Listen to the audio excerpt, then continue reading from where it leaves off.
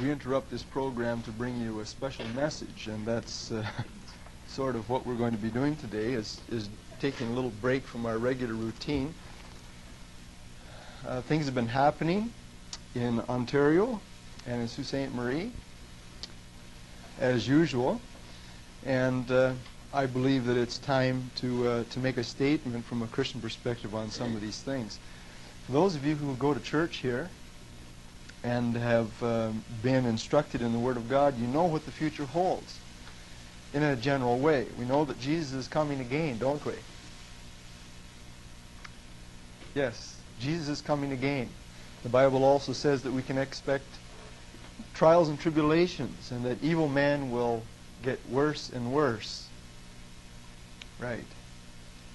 We know that the Lord's going to win in the end. And part of my job as a Bible teacher and preacher is to explain what the Bible has to say, and to teach and to instruct and to forewarn. And I believe that in this sense that what I have to say this morning is a bit like prophecy. I want to tell you specifically what's going to happen in the next months, perhaps in a year or two. And I'm not the only one. I have no special revelations here. I'm not any different than anybody else that can read the signs of the times. Many of you know the very things that I'm going to be talking about this morning. But many Christians are being caught with their pants down about what is happening in our society. And we are very unprepared as to how to deal with the situations that are arising. Let me get very specific. I'd like to start this morning by simply saying that society as we know it is now in the process of change. There are two things that indicate this probably more dramatically than anything else. Number one, prayer and religious education. The Lord's Prayer and religious education, as we have seen it for many years, are now prohibited in public schools. Number two, abortion. The abortion industry has been legislated upon and has been given the governmental toleration and sanction in this country. Those two things have happened in the last year in our society. They have far-reaching effects on you and on your children and on your grandchildren. The society in which your family is growing up and in mine is vastly different than it was a year ago. It is now in the process of change. This Elgin County decision that has been in the news, this decision came down against the wishes of 7,494 parents in Southern Ontario who wish to have religious education continue. 7,494. Add to that another 887 parents that said that they wanted to have special clergymen teaching their children in the schools. And there were only 245 people opposed. Now those are the facts, right? That particular court decision that was made a few months ago has been appealed, and they lost the appeal. And since that time, there was some question as to whether they were going to appeal to the Supreme Court of Canada to go as high as they could, the last stage, and they decided to go. Decided not to appeal it. Right?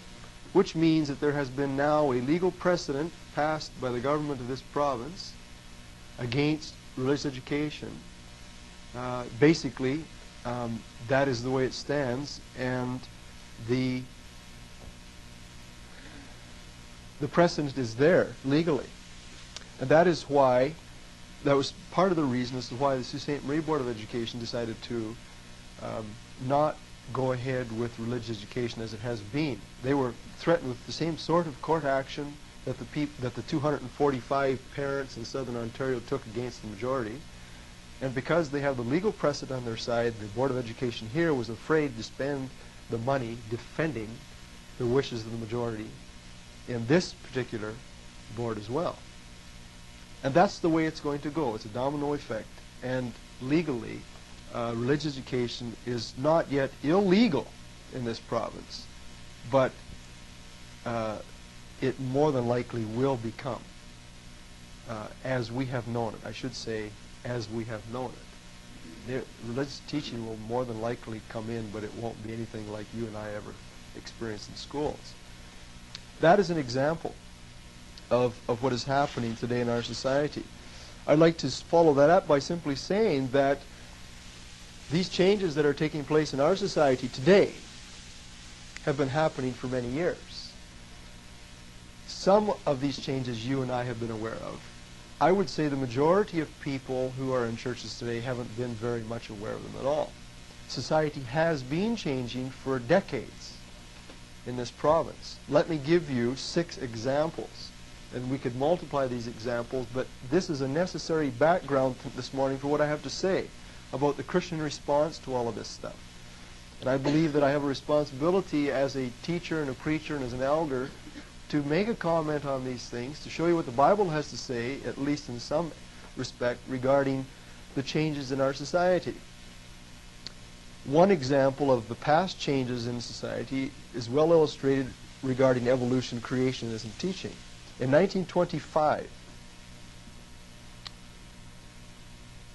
in July 10th through the 21st, a fellow by the name of John Scopes, who was a school teacher in Dayton County, Tennessee, was charged, convicted, and fined by the state of Tennessee for teaching evolution, contrary to the laws of the state.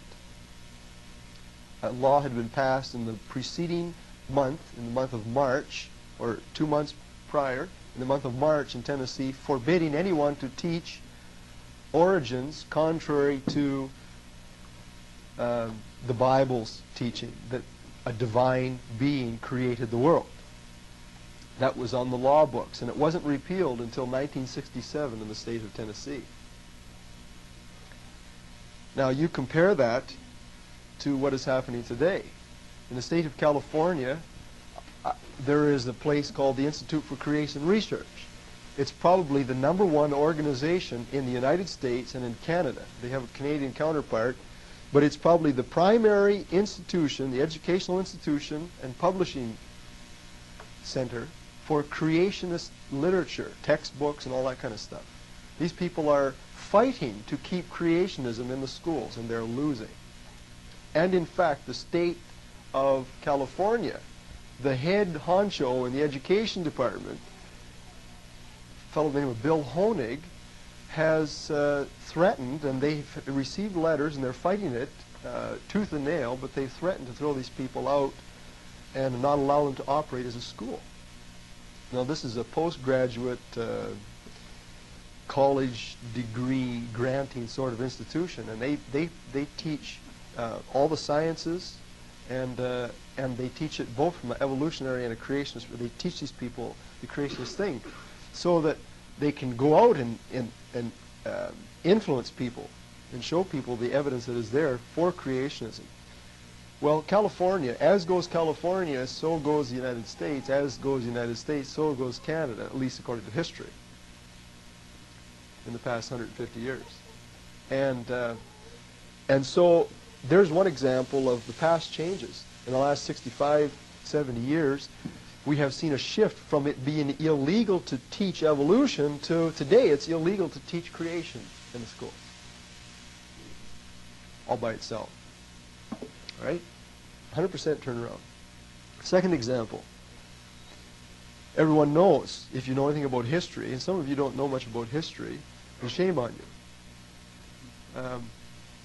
Because if you don't understand history, you can't give answers to your kids. And that's one of the reasons why we're in such sad shape today, is because people are ignorant of their past. This country, in particular the United States, was founded and colonized by people who were Christians, who were kicked out of the old world: France, Germany, England, Scotland, Ireland, Italy, Portugal, Spain. They were kicked out of those places by intolerant people. that wouldn't allow them to practice their religion without persecuting them. 30 or 40,000 people came over from England alone and settled in the New World, where they established a state that separated state-run religion from freedom of conscience. That's in the United States, not the same in Canada. They established a constitution, and in the New World, they had freedom of conscience, allowed people to believe what they want to believe. These people were believers. There's no doubt that in Canada, in particular, with our dual heritage of French history and British history, the French were the ones that discovered this country and first populated it and first founded it, and all we have to do is look at the Sault Ste. Marie area, and you know that the Jesuits opened up this whole country. Christians, right? At least in name, right? With certain values with which every Christian, Protestant, or Catholic identifies. There's no doubt, and we could prove it if we had time, that there were political reasons behind all of this. They were being sent out by the religious and political leaders in France to, claim this territory for the motherland and also for the Pope. But the point is that Canada and the United States were both founded and colonized and organized by Christians in the broadest sense of the term. And yet, in this century, in the 1900s, within 200 years, in Canada's case, within 300 years or 400 years, since the 1500s, in the last 400 years in this continent, now we are at the other side of the scale. This country was founded by Christians, quote unquote, and today the Christians are the ones that are being kicked out of every place in society. In 1933 and again in 1973, prominent political, educational, and social leaders got together and wrote up what have come to be known the Humanist Manifestos 1 and 2, in which they totally rejected Christianity and all the concepts that Christianity stood for, and replaced it with what has come to be known in the United States since 1972, a humanist religion. That is, no God, man is the maker of his destiny. Now some of you, I can already tell, are not too interested. But I'm telling you, this stuff is what is happening and what has laid the foundation for our society is going in the next year, the next 2 years, the next 10 years, if Christ doesn't come back. 2 examples. And so in the intervening years, since the founding of these 2 countries, humanists and secularists have come to dominate every area of public life: education, science, politics, medicine, education, and everything. It's no longer Christians that teach your kids. There are no longer Christians, by and large, that run the government. It's no longer Christians who are in the bureaucracies making the policies. No one. Almost no one. And the ones that are there are having a real tough time of it. I wouldn't say personally that Bill Vander Zalm, for example, is a born-again Christian. I've read that he is. I believe he's a Roman Catholic. But everybody hates Bill Vander Zalm. Why? If you watch the news, he's a bigot. Right? Why? Because he's pro-life. Right? Which is a Christian perspective on life. Most people in this country, or at least the media, would have you believe that most people are pro-choice. Right? Pro-abortion. Right? This is the sign of the times, people. Our society has changed, and we are now seeing laws passed. And specific things are happening as a result of the foundation that has been laid over the years. A third example.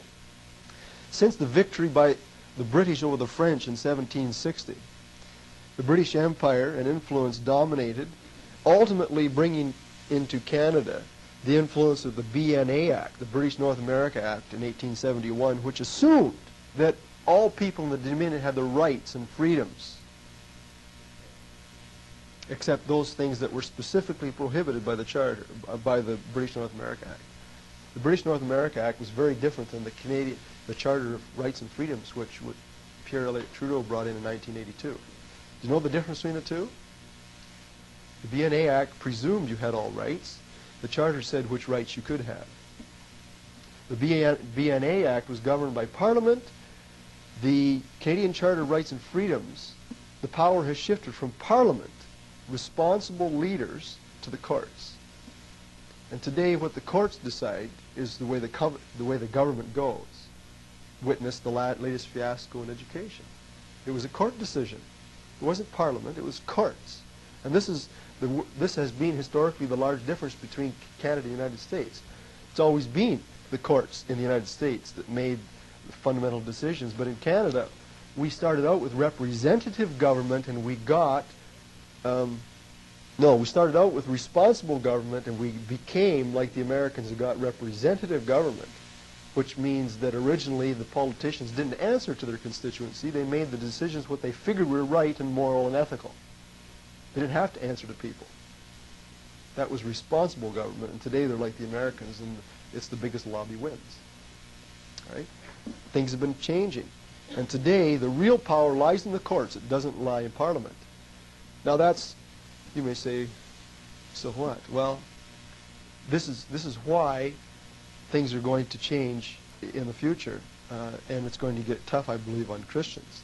A fourth example is immigration statistics and population demographics. At one time, there were 30 million people living in this country, or about 20 million people, and they were mostly of American or indigenous Canadian stock. And in the last 100 years, Canada has become known as one of the most friendly nations in the world to immigrants. And so, with the immigration policy, that's the process of changing.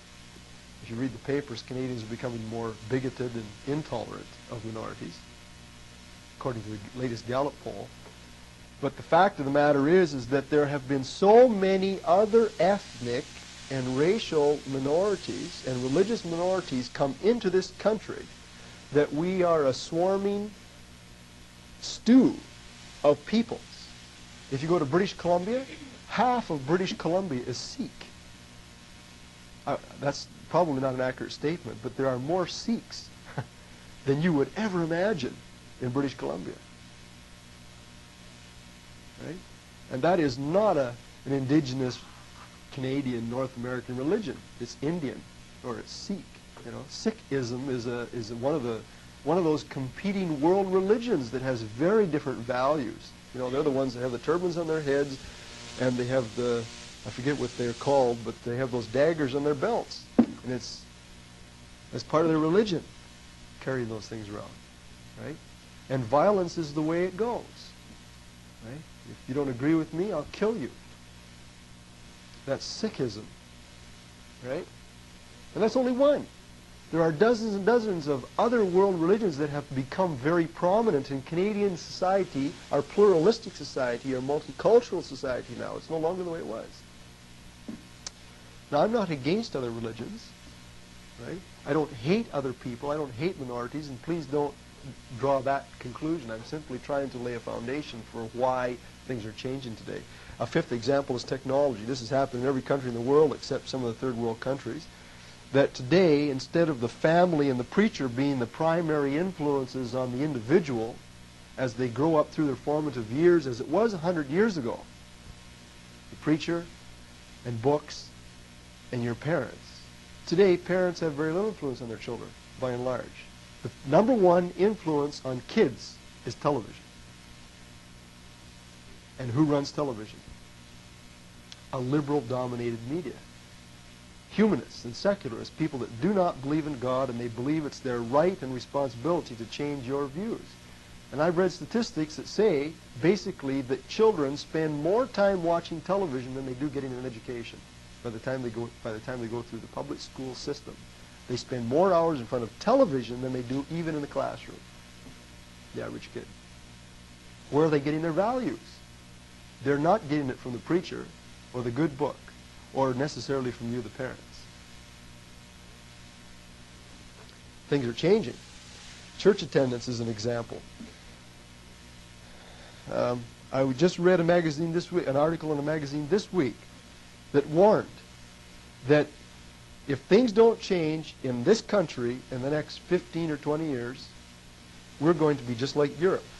Sunday in Europe has become the 7th day of the week. Monday is the 1st. They changed their calendars. I've seen calendars written that way. Sunday is no longer a day when people go to church. They get in their car and they go skiing. They do anything but. The churches are closing in Europe at a phenomenal rate. Most denominations are, church attendance in most American and Canadian denominations is going one way, that way. And I preached a sermon last year on 10 reasons why you should go to church. You know, and I know it's valuable. But by and large, most people are ho-hum about church attendance, right? And it's a sign of the times. It's what you do depends on the way you think. Now, the point of all of this stuff that I've been introducing you to this morning, and my wife said to keep it short, but I have to lay a historical foundation. I want you to see that what is happening today in our province and in our community is nothing more than the natural result of a foundation that has been laid over many years. It goes back farther than this, but I don't have time to go that far back in history. Right? The point of all this is that what has been wrongly perceived for a long time by many of us, that we live in a so-called Christian country, is obviously becoming hostile to Christianity. This is no longer a Christian country. It hasn't been for years. Christian means believing Christ and submissive to the sovereignty of God and following the Scriptures, if it means anything. And there has been a long time since government policy and social programs were dominated by any of those values. This is no longer a Christian country, people, and in fact it's going the other way. Did you know that the Gideons cannot give Bibles out to grade 5 kids in British Columbia anymore? And Ed Giesbrecht told us last Sunday night when he was here that they don't know how long they'll be able to do it in Ontario. They've been doing that for 100 years. Right? Is it accidental that the media represents Christians as bigots and weirdos and threats to society? When was the last time you actually saw on a prime-time sitcom, if you watch them on television, a Christian, a Bible-believing fundamentalist Christian portrayed in a positive light?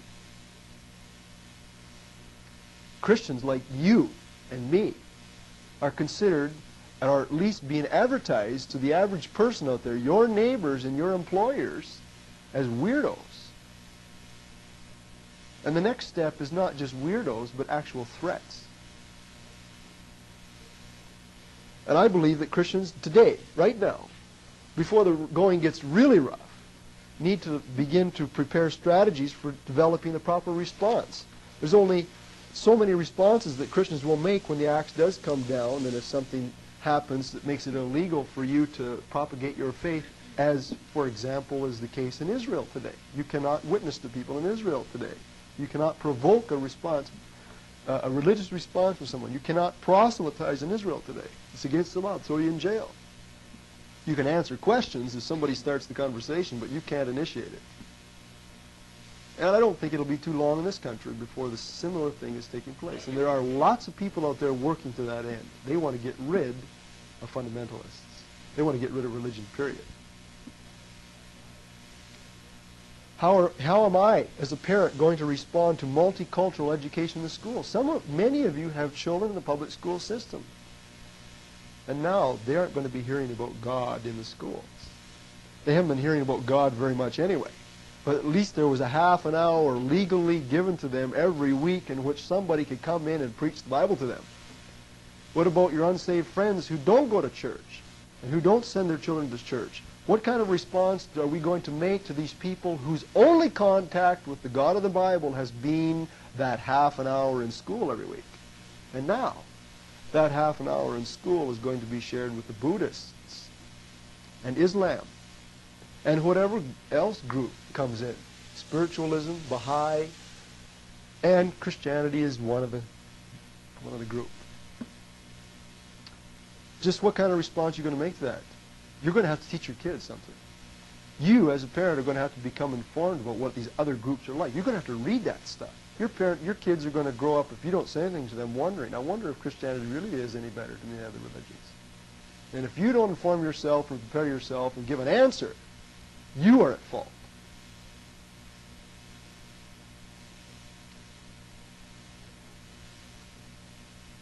What about your own response to your own faith? Am I going to have to begin to defend my faith?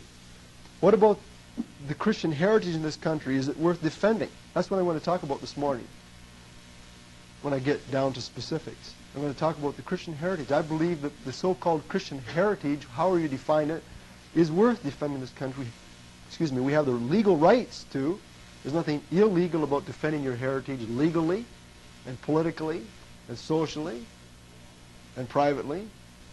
But I'll bet you that very few of you could give me 5 reasons why Christianity is better than any other world religions. And why it's a good thing we've grown up Christian instead of Muslim or animist. 5 reasons. Come on, 5 reasons. Think them out. Could you give 5 reasons why Christianity is better than, and some of the good things that have happened because you've grown up in a Christian country, the Christian heritage you've gotten? People, come on, it's time to wake up. Church isn't just for fun anymore. You should be coming here learning something.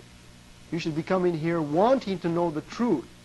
You should know how to defend your faith and answer questions. It's no longer enough to be able to believe that the preacher has the answers. Bring your unsaved friends to church if they want to know. People, it's getting to the place where you are going to have to defend it yourself or you're of no account. You're going to get run roughshod over. You've got to have answers. Do I have any idea how Christianity stands up against other world religions and cults? Does my faith really have something unique? Is the Bible really truth and Jesus Christ the only way? Or is it like everyone else is trying to tell you today out there, that it's just one of many? It's not really special. If kids in schools aren't going to hear about Jesus Christ anymore as the way, the truth, and the life through whom they can go to heaven, doesn't that do something to you? So far we've relied on Sunday schools, on church, on Sunday mornings. We've relied on a kids club here or there in the summer. But most of the time we take summers off. What are you going to do about it now? I don't know how many kids. There are 400 kids that go to this school, I imagine, up here. How many of them never hear about Jesus Christ now or will never hear? The responsibility lies on the shoulders of those that believe in Jesus Christ. And I believe our methods of evangelism are going to have to take a drastic turn. There's going to have to be a change in the way we respond to the changes that we have been seeing in our society. I'm not just talking about the way you vote. I'm talking about the way you spend your spare time and some of the goals that you set for yourselves. And so this morning, in the remaining time, I want to talk about the value of the Christian heritage.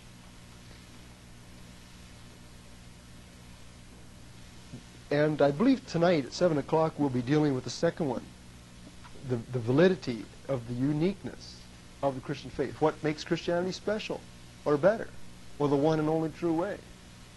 And a third segment to this study needs to be how we are going to change our tactics in reaching people that are being cut off by the changes that are taking place in our society. So we're talking about history, apologetics, and evangelism. This morning I want to talk about history a little bit, our heritage. It's not just history, but that's the category that falls under. I realize that I've been doing my own talking this morning. Let's turn to a few scriptures. The Christian heritage. Deuteronomy chapter 10, verse 12. Deuteronomy chapter 10, verse 12.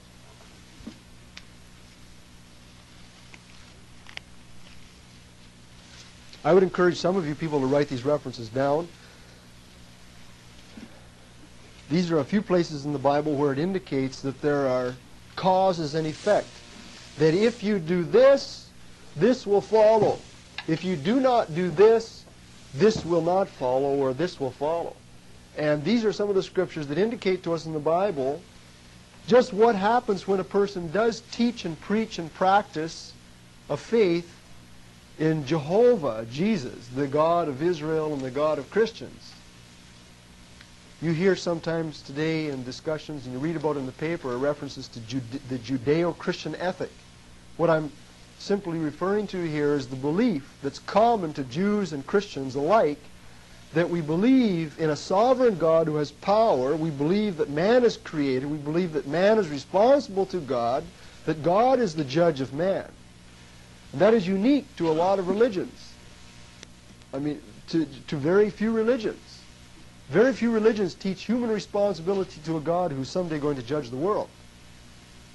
And that's basic to the Judeo-Christian belief system. Here it is in Deuteronomy chapter 10, verse 12. And now, Israel, what doth the Lord thy God require of thee? See, God requires something of people. But to fear the Lord your God first. And second, to walk in all his ways and to love him and to serve the Lord thy God with all thy heart and with all thy soul. To keep the commandments of the Lord and his statutes which I command thee this day for thy good. You notice that little last phrase?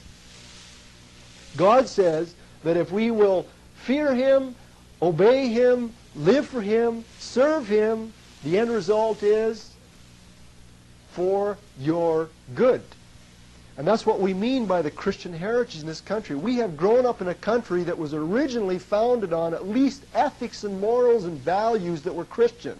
Even if the people putting these things into practice weren't Christians. And even if it was inconsistent and intermittent, at least it was Christian-oriented. Now today that's all been swept aside, people. It's not Christian values in the school system. It's not Christian values that are dominating the medicine. By no means. And it has very rarely been Christian principles that ever govern politics. And God says that if we will listen to him, this is what he requires of us. He's in the driver's seat, we're in the back seat, and if we'll do what he says, then it'll be for our good. That's plain teaching from the Bible. Behold, the heaven and the heaven of heavens belong to the Lord your God, the earth also with all that is in therein.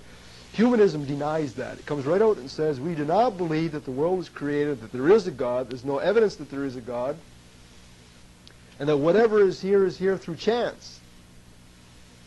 Only the Lord, it says here in verse 15, had a delight in your fathers to love them, and he chose their seed after them, even you above all people. Circumcise therefore the foreskin of your heart, and be no more stiff-necked. For the Lord your God is a God of gods, and the Lord of lords a great God, a mighty and awesome, who regardeth not persons, nor taketh reward. He doth execute the justice for the fatherless and widow, and loveth the sojourner in giving him food and raiment. People, there have been more babies aborted in this country in the last 10 years than were ever killed in all the wars that America and the United States fought. There are over 1 million babies a year being killed in this country. 1 million per year. It's the #1 method of birth control, for goodness sakes. You talk about a miscarriage of justice. Weak, helpless people. I heard a fellow today that is prominent in the anti-abortion crusade. His name is Dr. John Wilkie. I heard him on the Christian radio station one day. And he did a 2-minute spot. It was excellent. He said, can't people today who are passing the laws and going for abortion, don't they realize that all they're doing is setting a precedent for their own demise?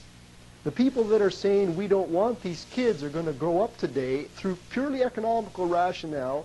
The kids, there are fewer and fewer taxpayers. There are more and more old people. The burden on the taxpayers is becoming intolerable, and it's going to be the most natural thing in the world, he argues, for the kids someday to say, we don't want you oldies either. And the logical corollary to the abortion industry is euthanasia. And what's going to happen in 20 years is that old people are going to be shot or killed or poisoned or drowned or whatever. I don't know what they'll do. Anybody watch the movie Soylent Green?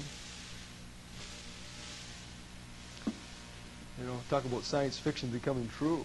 And probably make food out of them or something. All right? Now, you think I'm being facetious. Well, you know, who's to say if it's going to be this way, but the signs of the times point, you know, it happened during the Second World War. Hitler said, if there is such a thing as a dominant race, and it only stands to reason, let's get rid of all the garbage. And he was killing all deformed children and insane people. Yes. Old people. Gas them, get rid of them. It costs too much. Right? It is God who has a concern for true justice and for the fatherless and for the widow and loves the sojourner. We live in a Christian country that has the values, at least it has had up until now, where children and orphans and babies and old people and sick people and deranged people and poor people had rights. Why? Because people thought it was the right thing to do. That's changing. That's changing. And people don't think like that very much anymore. And there are gathering movements of opinion where if they can do it to baby kids that are not born, you can bet that it's only consistent for them to go one step further and to do it to all the so-called useless remnants of society. And it's a very short step from there to defining Christians as useless, because you're counterproductive to the common good. All right? Well, anyway, Deuteronomy 28.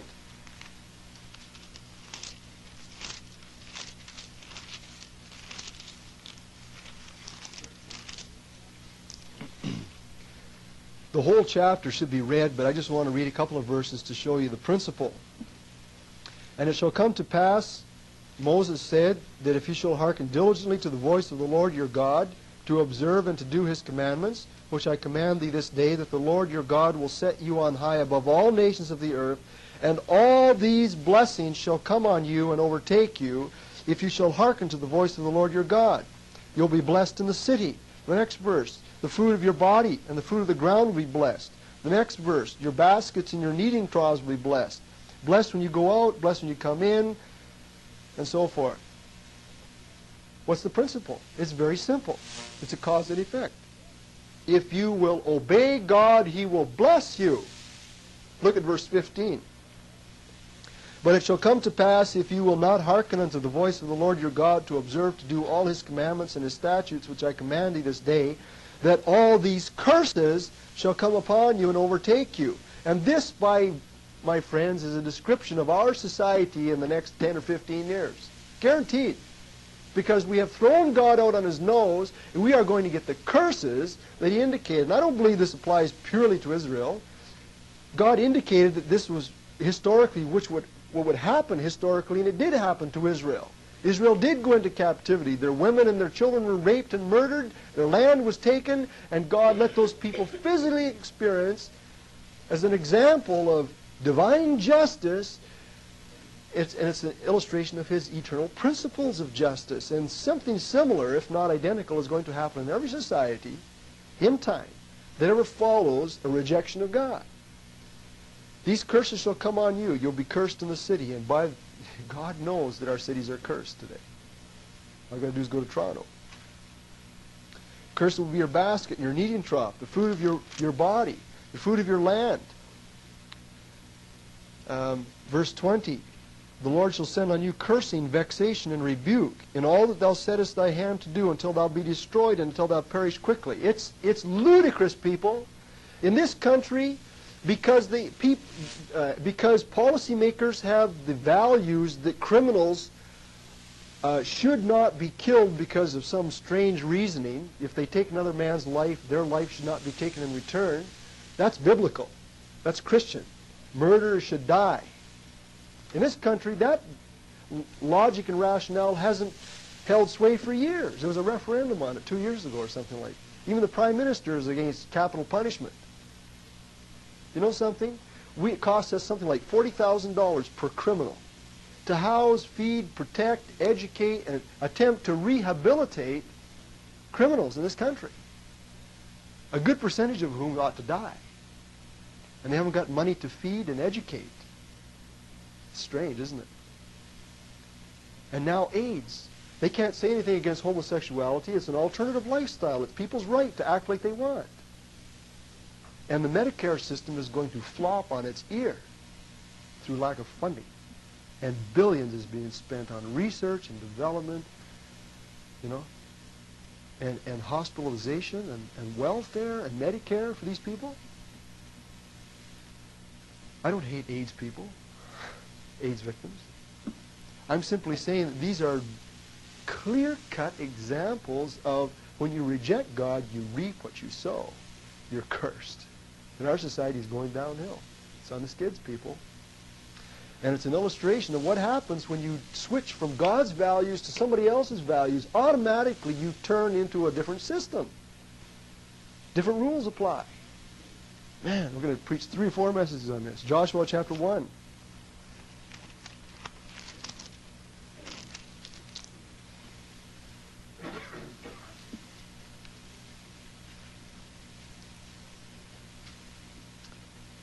Verses 7 and 8 and 9. Only be thou strong, Joshua, and very courageous, that you may observe to do according to all the law which Moses my servant commanded you. Turn not from it to the right hand or to the left, that you may prosper wherever you go. This book of the law shall not depart out of thy mouth, but you shall meditate therein day and night, that you may observe to do according to all that is written therein. So you meditate and you observe to do.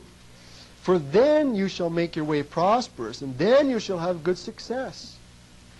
He says it 3 times in these 3 verses. If you follow the Word of God, you'll be successful. Isaiah 47. Right in the middle of your Bible. Isaiah 47. 48, verse 16 through 19. Come near unto me, hear this, I have not spoken in secret from the beginning, from the time that it was, there am I. And now the Lord God and His Spirit hath sent me, thus saith the Lord. And by the way, Scott, this is one of the clearest Old Testament references to the Trinity you'll find. Right? It's a reference to the Lord God and God's Spirit, and a third party is speaking. Thus saith the Lord, your Redeemer, the Holy One of Israel. I am the Lord your God, who teacheth you to profit, who leadeth thee by the way that thou shouldest go.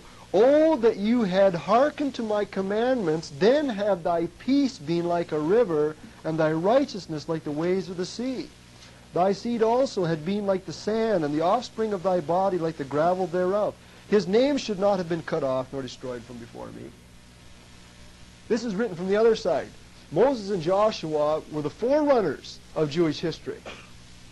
They were telling the people, if you live like this, this will happen. If you don't obey God, all the curses will come on you. Now, Isaiah comes along 600 years before Jesus Christ, and he looks back on Jewish history, and God is speaking. He says, shaking his head, he says, oh, if you people had just done what I told you to do, it wouldn't have happened like this. There you see the principle again. Your heritage comes from the foundations that are set before. And I've got half a dozen more New Testament references, people. Now, it's 5 after 12, and I haven't even listed the heritage that we have gotten as Canadians. And I'm going to take 5 minutes, at least 5 minutes, and go through it, okay? I won't have the time to elaborate on it, but if you want to write anything down, I'd say you start writing right now, because this is what you have gotten in this country from being a Christian, or at least from living in a country that was based on a Christian foundation with this Christian heritage. Number 1, Christianity teaches love. It teaches freedoms to other people. It teaches tolerance, etc. Other religions don't do that.